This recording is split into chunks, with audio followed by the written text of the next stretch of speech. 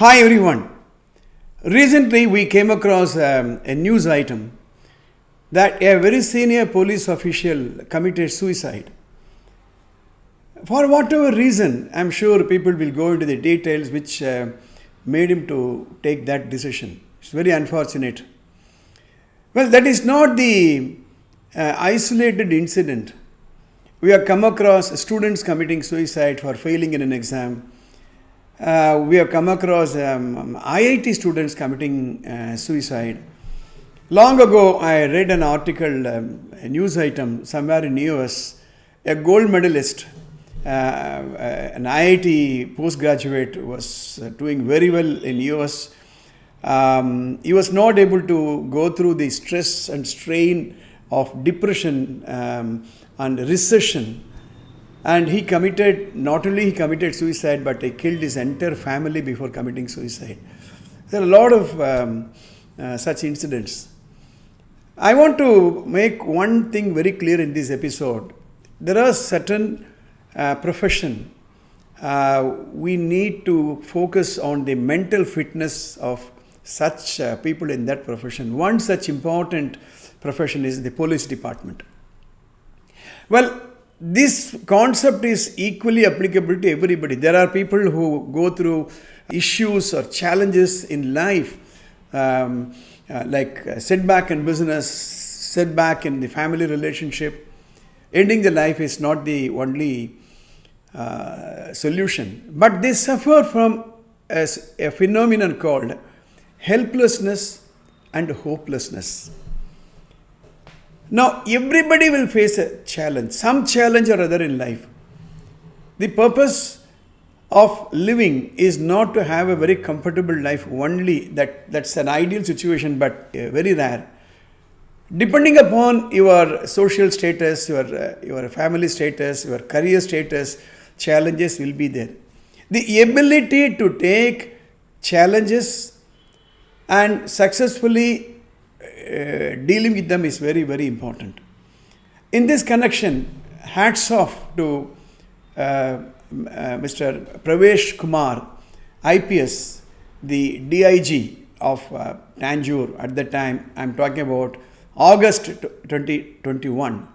He invited me for a one full day seminar for all the police officials in and around Tanjore. The event took place in the Sastra University, where nearly 250 and odd police officials participated. The topic that was given to me was work-life balance. And Mr. Pravesh Kumar, he discussed with me over the telephone before I started this seminar on that day. He said, for the police officials, there is no fixed hours. They are on duty 24/7 because nobody knows when violence will take place. It's not like flight taking off 9 o'clock, the flight takes off, 9 o'clock the flight takes off. Before that it will not, after that it will not. Arrival of a train take place at the fixed hours. So law and order situation will not be like that. We do not know when. So they are always on call. They have a walkie-talkie always fixed. Wherever they go, I have moved with some of the senior police officials. They are always, they have to be alert. There is no holiday and there is no free time. It's something like, this is the occupational demands. We need to take that into account and really prepare them to face such a life pattern. Just imagine an IIT student. IIT is supposed to be one of the toughest exams a person can think of. Similarly, Union Public Service Commission, UPSC exam, whether IPS or IAS, how much of intelligence they should have. But what they lack is emotional intelligence, otherwise called EQ. In this episode, I'm going to suggest to whosoever is listening to this episode, there are 5 basic training we have to give to such people. First one is called the time management. I keep telling in my time management seminars that time management is a misnomer. Nobody can manage time because we have no control on time. 60 seconds a minute, 60 minutes an hour, 24 hours a day, 365 days in a year, 30 days a month, 7 days a week. These are all fixed concepts. You cannot do anything. Just because your job is demanding, you cannot have an extra hour. So one has to balance between these 24 hours, no less, no more. So we need to train them on how they want to prioritize. What is their lifetime goal? What is the demand on their time by various agencies like family, officials, colleagues, subordinates, society, people, clients, court work, preparation for the court work, prosecution side. I'm a lawyer for 4 generations and I know what it means to be to conduct a criminal case. So there will be pressure if a person does not organize himself in terms of time productivity. That is one. Second one is called a thought management. Thought management. Now, in fact, I used to give lectures on what is called a thought architecture. Thought architecture. Thoughts take place in our mind.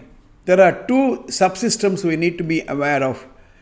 One is called the brain system. The other one is called the mind system. We have a brain. I keep saying that we have 2 factories. One is called the chemical factory, which is our brain. It releases a lot of hormones. When you feel happy, dopamine is released. When you feel challenged, adrenaline is released. Right? When you take food, saliva is released. When you feel sad, your tear glands are busy releasing tears. So the brain is a chemical factory. The mind is a thought factory. It's a thought factory. You can go to sleep and maybe the brain is not working or it is relaxing, but your thoughts always occupy your mind, your subconscious mind, your conscious mind, your unconscious mind. Thoughts create emotions. Emotions create feelings. Feelings create your activities. There was a quotation long ago. The ancestor for any action is a thought. Watch your thought. They decide your words. Watch your words. They decide your actions. Watch your actions. They decide your habit. Watch your habit. They decide your character. And watch your character that decides your destiny. So these people need a good training program on thought management, how to eliminate negative thoughts, stressful thoughts. The third one is called emotion management. Emotional intelligence is very, very important. Daniel Goleman, the author or the inventor or the person who propagated emotional intelligence, everybody should read that book. I conduct workshops on emotional intelligence. However brilliant a person can be, if he cannot manage his emotions, he gets into a problem. So they need a complete discussion or a training on emotional intelligence. The fourth one is called the relationship management. The family relationship, the boss-subordinate relationship, the boss-superior relationship. How do you manage relationship? Yes, a police officer will get pressure from all around, from his superiors, from his subordinates. There could be problem in the lives of the subordinates, right? So relationship management, how to empathize, how to speak to people, how to be assertive, how to put your points across. So relationship management deals also with communication skills. When you have a problem, how do you go and communicate? How do you share your problem so that you don't get into the syndrome of hopelessness and helplessness? Last but not the least is building self-development by improving self-confidence, self-respect and self-image. All of us have the resources to manage any challenges. So self-development is very, very, very important. Now, how are we going to do that? There are two areas or two concepts I wanted to mention here. One is called a Neuro Linguistic Programming, called NLP. I did my master's and along with my wife in Neuro Linguistic Programming from United States, NLP Comprehensive, Colorado, United States of America.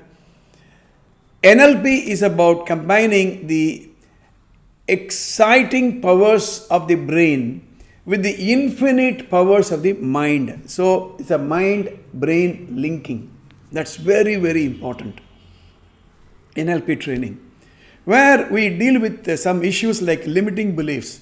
A person comes to the conclusion, oh, I'm not able to manage this stress. I'm useless. And there is no way I can get over this. We have to help people to overcome limiting belief. NLP will come to the rescue. And emotional intelligence. How do we manage and take charge of our emotions? So we need to have a fixed schedule for this, like we have a schedule for yoga, like we have a schedule for meditation. This has to be trained. In fact, it should be introduced in every police training institutes across the country. Right? These are some of the thoughts I thought I can share with you. See you in my next episode.